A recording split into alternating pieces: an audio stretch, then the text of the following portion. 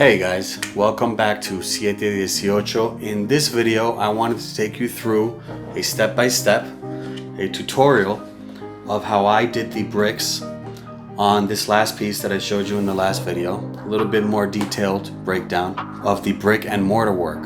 I think you're going to find it useful for your projects in the future, whether they be terrain for gaming or dioramas or scenery for your action figure photography or whatever it is that you may do that comes with miniatures.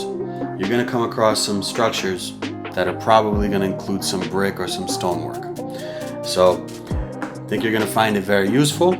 It's really not complicated, and I'm going to show you how to do it.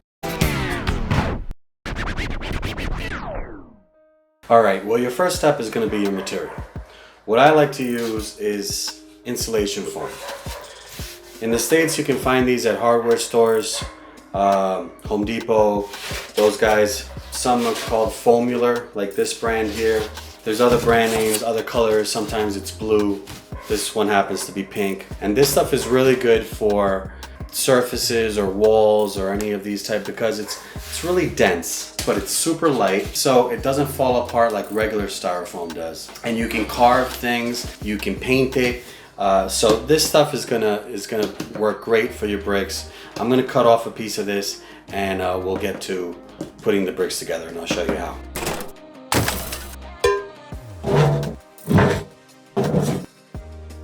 I'm just gonna go ahead and measure out some even lines. I think I'm gonna go 1 centimeter each. So we'll just line up our ruler here. Once you have your lines marked out, I like to use square edge of some sort to make sure the lines run nice, evenly parallel.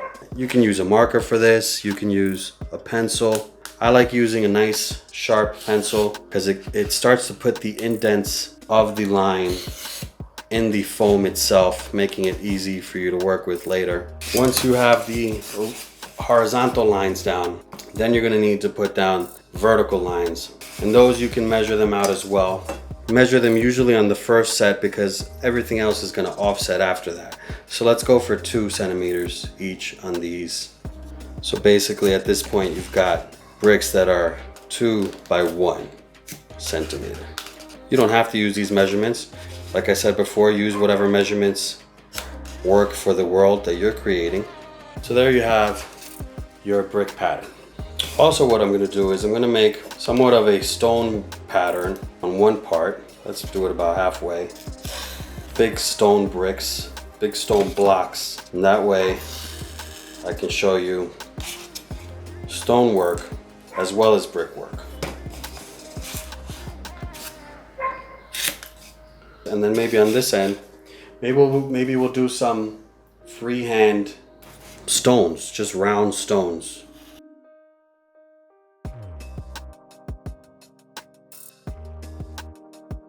Just so you get an idea of how you might want to do some round stones also. Now the next step, what you're going to want to do is you're going to want to get a blade, an X-Acto blade like this one here. Make sure the blade is sharp so that you get nice smooth cuts. And you're going to want to start running the blade along those lines that you've drawn out. Not all the way, not too deep, you're just scoring.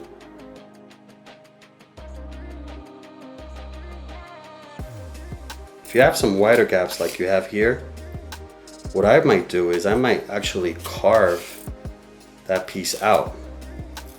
You see? Create a deeper ridge in there. That'll create some more depth.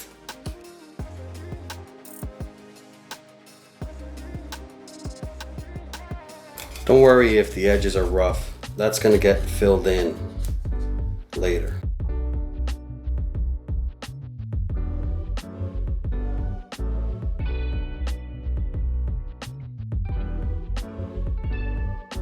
So now that you have your lines cut into the foam, this is where the real magic happens, so to speak. You can use any tool, whether it's a pencil, a popsicle stick, or I like to use these carving tools that I bought at the arts and crafts store.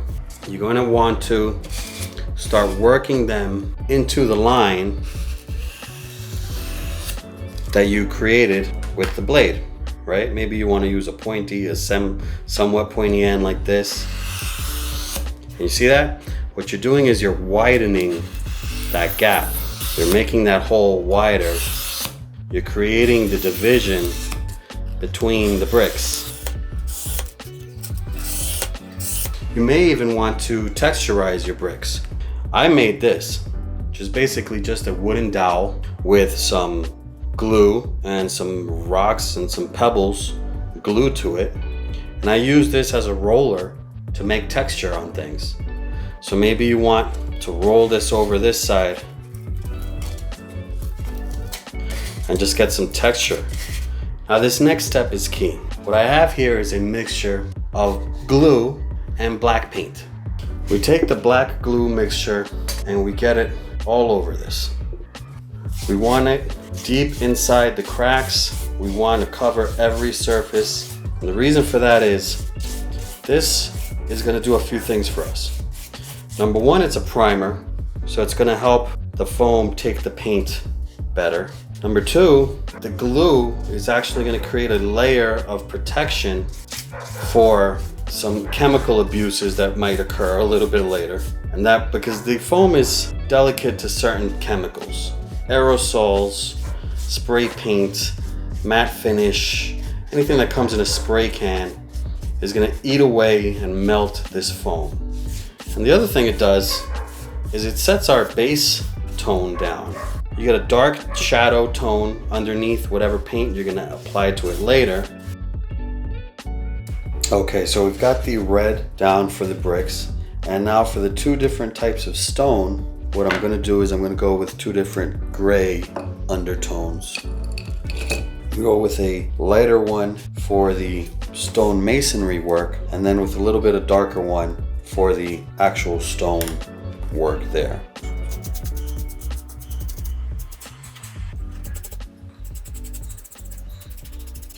Now it's okay if it's not completely even. It's okay to let some of the black shine through. That little bit of patchiness, it's all gonna add into the variation of color that we actually want. Now the next step, what you wanna do is for some variation, we're gonna pick some secondary colors and just choose individual bricks and stones, paint in different colors. Just randomly pick out some different colors. In this case, I'm going with a brown color.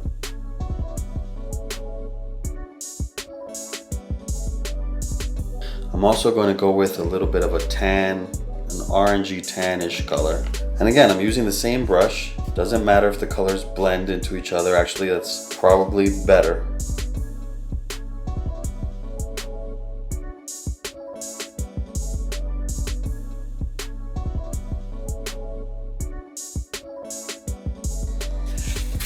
And we do the same for the stones.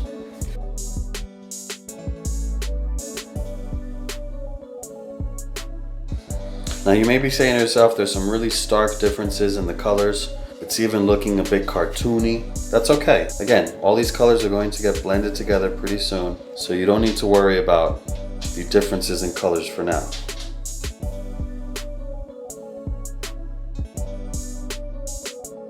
Now this next step is where everything starts to come together, where the real magic happens, as they say. This is where we start to dry brush. Now dry brushing it's basically the technique of applying very little paint to the surface, very lightly brushing the paint over the top to whereas it only catches the highlight, the texture, so to speak. So what you do is you take your brush and you get it in your paint.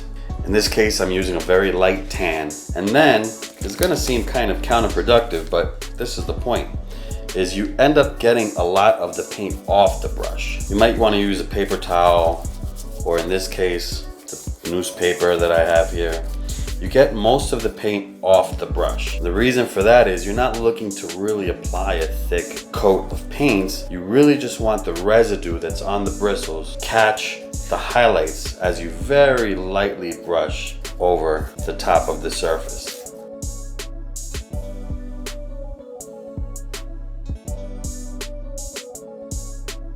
If you can see there, you're really just picking up the paint on the textures, the edges of the bricks. You see that starts to make different color bricks and stones kind of blend in, starts to make everything a bit more uniform. Now, if you want to take this technique a little further, you may want to go for a second dry brush with actual white. But this one you're going to want to be very light with. What you want to do is you want to streak it only from top to bottom. And what you're doing here is you're adding highlights to just the tops of the bricks. With that, you're creating the look of highlights on the top as if the sunlight was hitting there. The final touch is black wash. What black wash is, it's just a really super diluted paint. And what this does is it coats everything in a very light coat of grime and dirt, and especially what it does is it seeps down into the pores, cracks, the crevices, and it leaves thicker concentration of black paint down there. Now for this you want to liberally slosh it all around, but what you don't want to do is push the brush down too hard. You want to just kind of let it seep down. The reason for that is you don't want to rehydrate the paint that's already dried and start to move that around. Now once your wash is dry, and you see you've got a more uniform look to it, a little bit dirtier, a little bit grimier, but here's what's missing: the mortar in between all the bricks and the stones, right? So the next step, what I do is I apply a matte finish. In this case, it's this spray Rust-Oleum. See here, it's matte. The reason for this is you want it to protect the paint from the mortar that you're going to apply. You don't want the paint to, you're going to be using a wet rag to rub on this, and so you want to protect it. So I add a couple of coats to the surface before I start adding the mortar. Now you remember when we talked about the black glue mixture that we added? That black glue, along with coats of paint that we added, are protecting the foam from these spray can, these aerosol. It's the propellant that's in here, whatever that is, that causes an effect with foam. And actually, I'll go ahead and I'll show you here. You see how it starts to melt that foam away? Now this here is the finishing touch. This is where we're going to add the mortar to the bricks and the stones. What I use is some joint compound. Just start applying it and rubbing it in. Make sure you're getting it in all those cracks.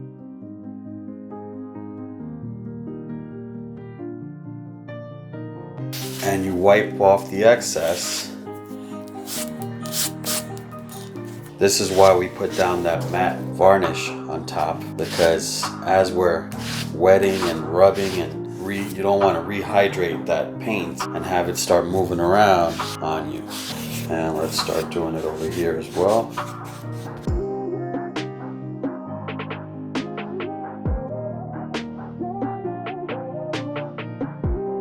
You see how it fills in the cracks there, it gets in all the crevices. And again, it doesn't have to be perfect. Some imperfections help with the realism. And what you may want to do, just as an extra step, is go ahead and give it another black wash. Some people, what they do is they take this joint compound and they mix it with a touch of gray paint or black paint, just to tint it a little tiny bit so it's not so bright white and clean. You can get the same effect with adding a little bit of black wash. And you know what? The way I see it is there's never enough black wash. These projects tend to look at their best when there's dirt and grime and age, because that's what stands it. That's what makes it stand apart and look its most realistic, if you ask me. And there we go. And we'll let it dry and we'll take a look at the end.